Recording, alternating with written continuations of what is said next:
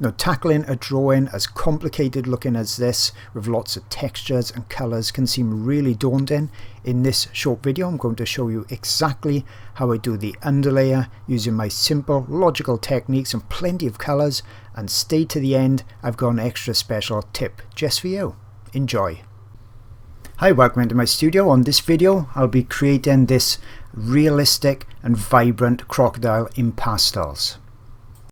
And one thing I really wanted to do is to push the colours but still keep it realistic and make it a much more interesting subject for the viewer to look at, with lots of colour changes and contrast in there. So hopefully you'll find it of interest.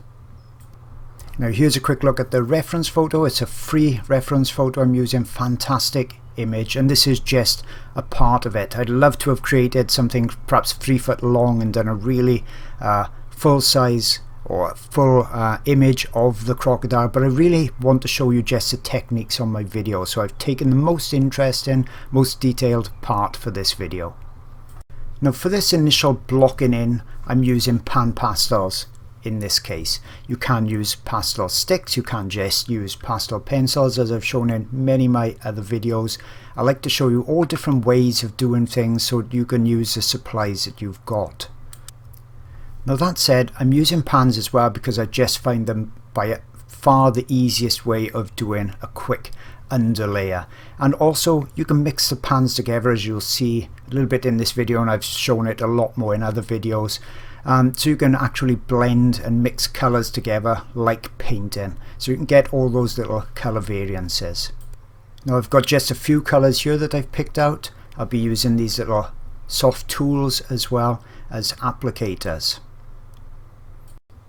And one more thing to talk about, I'm using the dark blue pastel matte paper, using that just because there's a darker and a bluer tone to the whole of the reference photo, so that's going to help me. It's dark as well, so that's going to help me, as I say on all my videos, with my darks and my lights, or the tonal values. And another thing to point out, you'll see that those stark white teeth are already white on there. Now I've used gouache paint, just white gouache, regular gouache paint, and a little bit of water, and just applied that. I've showed that on another video, but that's all I've done, just simply thinned that paint slightly. I put 2 coats on there, and the reason I use gouache is because it dries to a completely matte state, and it also has a little bit of texture to it, so it will grab those pastel layers when I put them to the teeth later on. The reason I've done them white as well is because they are quite stark white in places, especially on the reference photo, on the animal, so that's going to help me. I'm not going to be battling with a dark underlayer. So let's make a start on it and see how I block things in. Okay, so normal printer paper, got a couple of pans here, and soft tools I'll be using. This is the reference photo. I blurred it a bit and then I've dragged some colours out in Photoshop. Got lots of videos showing precisely how I do that. As I mentioned earlier on, the beauty of pans, we can mix the colours together. So I can get a bit of purple, add that to that dark blue. That's a soft tool I'm using. I like these ones because they don't wear out quickly at all. You can also use the small knife ones or the shovel shaped ones, but they will wear out fairly rapidly on pastel matte paper. And you can see it's simply just applying that to the surface. You don't want too much. You can see now as well why I used that blue paper. It's enabling me to allow the pans, the pastel with the pans, to go a long way. And just off screen, you can see I'm just adding a little bit of blue for the sky. That's a bit too vibrant. I should have actually put this a bit more on screen, but I do show on lots of videos the mixing technique, and I wanted it to really concentrate on the application this time rather than the mixing. All I'm basically doing is just putting a little bit of colour out, putting it on that white paper, mixing it with some more pans, as simple as that. So it's a very easy way to make lots and lots of different colours and different shades and tones of those colours. The pans can seem initially to be expensive, but you do get a lot of pastel in these pans, and as I mentioned, it really does go a long way. Now I'm putting some of the background in already because I want to judge my tonal values, and I want to know how dark really I need to put this crocodile skin, that nose section on there. And it's a nice simple background, this blue, and it's in the top left hand corner, which is really great when you're right-handed, because normally we work from top left down to bottom right, so we're not leaning on it. So it makes sense just to pop a bit of a flattish color in there right at the start with the pans. As I said, then I can start working on that crocodile. Now the whole drawing took me 5.5 hours to complete, which is not particularly long if you compare that with some other mediums, and I am going really very detailed in this. I'm not going for that hyper realistic photo look. I want to push those colors a bit, as I mentioned. So all I've done there, I'm still using that same applicator. You know, you can either use different ones, or just, obviously there's 4 ends to it, so I just use one then for that blue background. I flipped it over and I'm just using the other end to start blocking in the crocodile. The colors are not so important here at this stage. And if I pop up my finished drawing top left hand corner, you can see that lots of these colors are going to change. So beginners, novices with pastels, they panic a bit at the blocking in stage. How dark should I go? How light should I go? What color should I do? Is this the right color? Is that the wrong color? And you can see there's a big difference between the finished drawing and the blocking in colors. So don't be too concerned. All I'm really looking at is the lights and the darks, slight color variations. Perhaps an area will look a bit more green, so I'll pop a bit more green on there. Then around, you can see the mouth area where there's more purple. You start to see me adding a bit more purple there. But the critical thing is where the lightest elements are, don't go too dark there. Where the darkest elements are, or the darkest overall tone, don't go too light there. We're just looking at, you know, kind of middle of the range. If you really squint at the top left hand image, I'm kind of going for that. It's a bit blurry, but all I'm really doing is just getting some pastel down, because it's a process of judging an underlayer. I work in layers, so we're judging an underlayer with the next layer. We're seeing when we get that first underlayer in, and then we look at the reference photo that'll be by the side or in front of your work, and then we start asking ourselves the questions: do I need to go lighter, darker to make it more accurate? What colors do I need to start putting in to make it more accurate? But we need to start somewhere. It's very difficult to get a feel for it unless we get a bit of an underlayer in, a nice solid underlayer. So that's what I'm doing here, just getting some pastel down. And because it's a thin layer, I can keep adding layers to it. So there's no real stress here. I can see that this section needs to go fairly dark. It's got a bit of a bluey greenish tinge to it here. So I'm just playing with those colors. As I said, it's no really big deal. The only real important thing that I would be looking at is to look more towards the tones. Don't worry so much about the colors. I see a lot of beginners, and they send me a photo for critique through my Patreon channel, and what they've done is not got the lights and the darks correct, or even close at an early stage, and that's all we're going for. We're going for something close. And what they find then is that because they haven't gone dark enough in the dark side of it, or the darker areas of their subject, and they haven't gone lightish in the lighter areas, they end up with a flat drawing. I've got a video on Patreon on critiques that go into that a lot more, and in all my other videos I talk a lot about getting that tonal value, the lights and the darks correct. So bottom left hand corner, or bottom right hand corner, sorry, you can see I'm going with much more punchy blue here. And you can see in that finished drawing top left again how there is blue there in the bottom, but we're still a long way from getting that realism. We're just trying to look for those general colours. But once again, if you squint at it now, you'll see that I'm getting kind of the darks in the correct places, and you'll see when I start to add the lights as well, that all of a sudden it'll begin to become, you can see I was a bit too light that I put down, so I just add a bit more of the dark of the colour to it. You'll see it'll become a lot more three-dimensional and have more shape and form to it once I start getting the lights in place.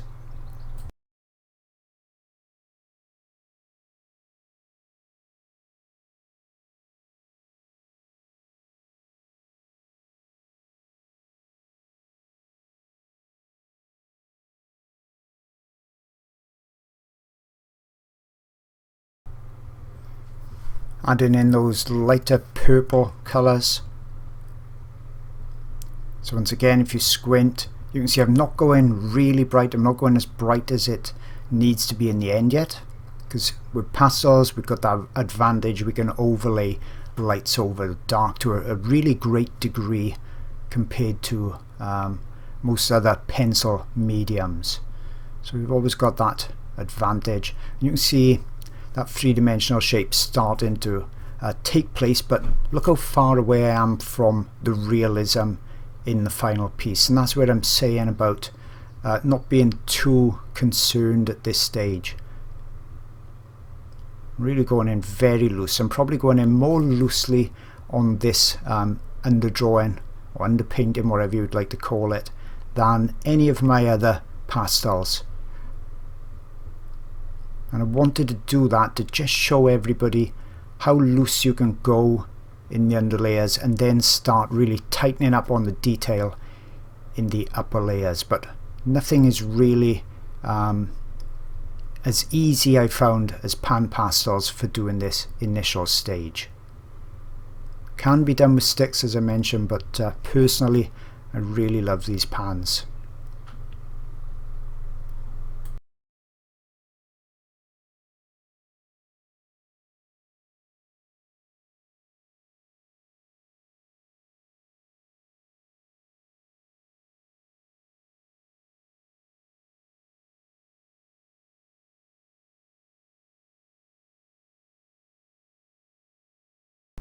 Now don't forget, you could also use a bit of a stick as well if you haven't got something in the pans perhaps, or vice versa. You can see this kind of turquoise colour is in that final drawing, so I can put it in and then I can use the soft tools to blend the colour in there.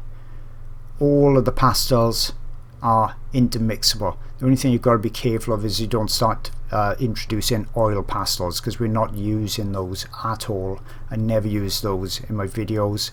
These are all soft pastels, so these are more of the chalk type of pastel. So just gone a bit lighter there, and I'm just going to carry on now with this blocking in stage. It's very loose blocking in stage.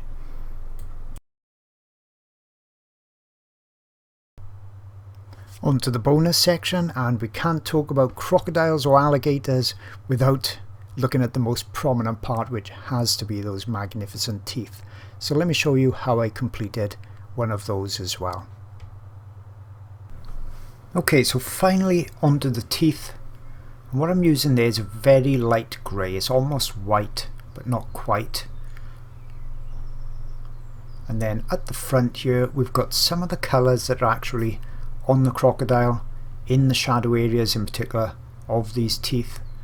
So we've got the purples in there, I've got blues in there just slightly, and also we've got the reflected light. So where that green water, that edge of green water is below, you can see that's bouncing up then into the tooth as well. So I've got a bit of that at the bottom. I don't have to be absolutely exact with this, but I need to get that shading quite accurate to give the teeth themselves that round conical appearance. So it's the shading that's more important than the colours, as per usual. But I'm going to try and get a lot of these colours in there as well. Now you can see at the moment that all looks very bitty.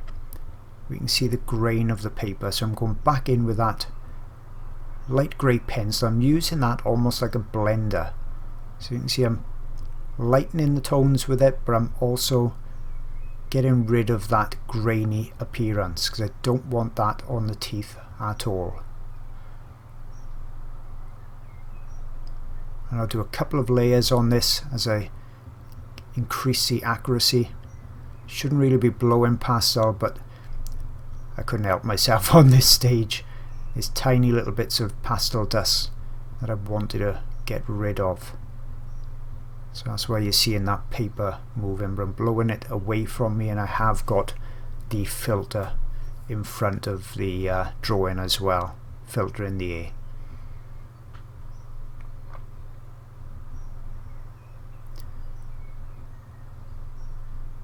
Using my dark again there.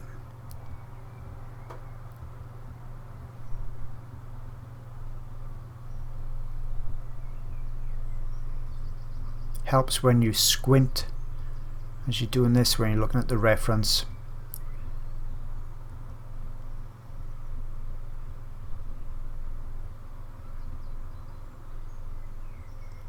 Just to get that more accurate. And I'm coming in here. This is a paper stump. It's quite a hard one because I don't want it to blend everything away. You can see how I'm blending those colours together now.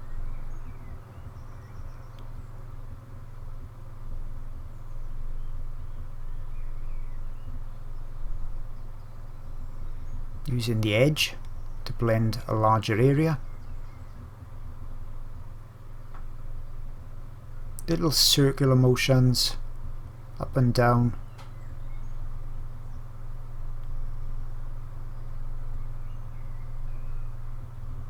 Blending that edge away a bit more.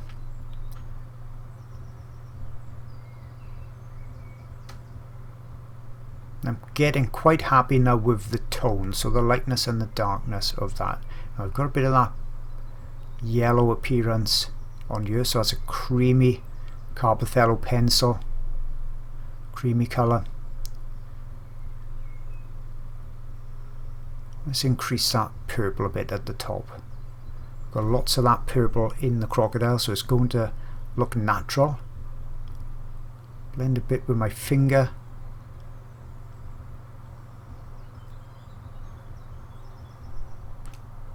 And then as I'm getting closer now to how I want the appearance, I can refine it a bit more.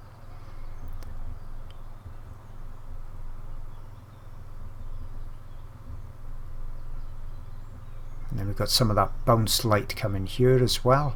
That's the light coming up from the water's edge. Blend that as well.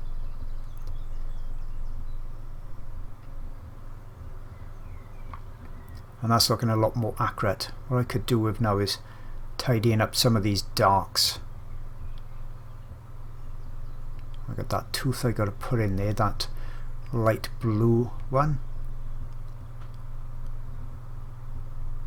Need to darken that edge a bit, that should be in shadow. So you can see as I'm progressing, I'm looking at finer adjustments to create that realistic appearance. If you're struggling to draw animals or to improve your art, I can share with you the techniques I've learned over 25 years so you can avoid frustration and trial and error and start to enjoy drawing and creating straight away. Hi, my name is Jason Morgan. I'm a professional artist and I would love to be your guide on your unique art journey. I've fallen in love with pastels and I'm sure you will too. There's really no other medium that has the vibrancy and colour intensity and the ability to put light over dark. That's an absolute game changer for the animal artist. Now on my channel you get immediate access to hundreds of hours of lessons and demonstrations, and you go completely at your own pace. There's absolutely no rushing in my art channel and lessons. Think of it like a video library. You pick the video you like, something that really takes your fancy, and you take as long as you want to complete it. Or alternatively, you can watch my videos, learn the techniques and apply them to the subjects that really inspire you. And you also get new reference photos each month. They're copyright free. You can use them in your art, sell your art, no worries whatsoever. Many of my artists came to me with little to no art ability whatsoever, and they're truly amazed with what they're now creating. You could be doing that as well. Now, don't think age is a problem. You're really never too old to start learning and enjoying art, and many of my students are 40, 50, 60, 70, even 80 years of age. Now, my channel is about much more than lessons and techniques. You also get access to my secret private Facebook group, and that's full of members that's literally grown up with my channel. They're super supportive and kind. They come from all over the world. So if you've got any questions, you can rest assured there's going to be someone there really quick with a solution to your problems. Now, with my channel, you're not tied into any contract. You can literally come and go as you please. You can go up tiers, you can go down tiers, whatever you want. And there's a tier and a price to suit literally any pocket. Now, I've been doing art lessons for many, many years, and I really pride myself on trying to create the absolute best lessons and demonstrations I possibly can. I really hope to see you there soon so you can start your art journey, and I can't wait to see what you can achieve.